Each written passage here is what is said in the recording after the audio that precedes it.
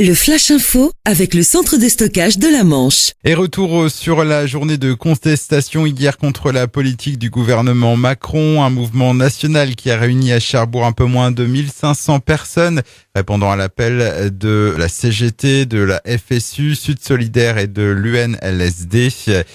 Un rassemblement placé sous le signe de la convergence des luttes avec dans le cortège de nombreux corps de métiers, retraités, lycéens, personnels de santé, salariés du public et du privé et bien sûr des cheminots en grève depuis plusieurs semaines contre la réforme ferroviaire. Bastien Cellier, secrétaire CGT cheminot.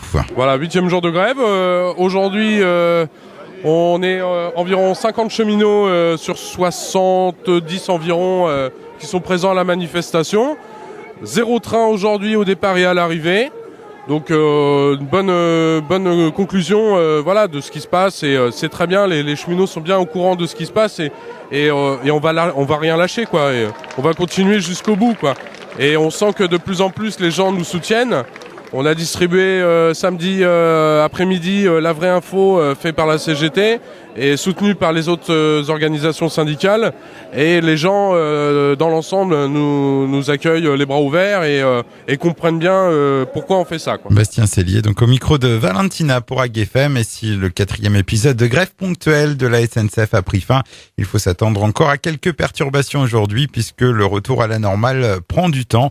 Les usagers sont invités à vérifier sur le site de la SNCF la circulation des trains pour ce vendredi.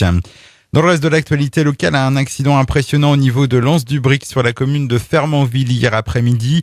Alors qu'elle circulait sur la départementale 116 en direction de Cherbourg, une automobiliste a perdu le contrôle de son véhicule dans un virage.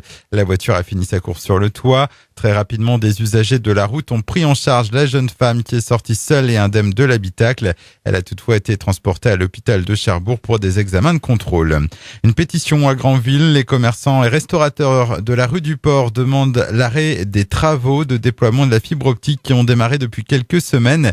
Ils se plaignent du bruit, des odeurs, de la poussière qui selon eux pénalisent leurs activités. Des commerçants qui regrettent que ces travaux n'aient pas été lancés durant l'hiver. Soir de match à Chantraine, 23e journée du championnat de Pro League. L'AGS Cherbourg Handball reçoit la Lanterne Rouge Besançon.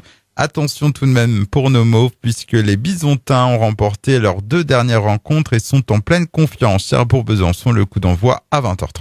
Le Flash Info vous a été présenté par Landra, centre de stockage de la Manche à Digueulville. Pour en savoir plus et visiter notre centre, 0810 120 172, coup d'un appel local.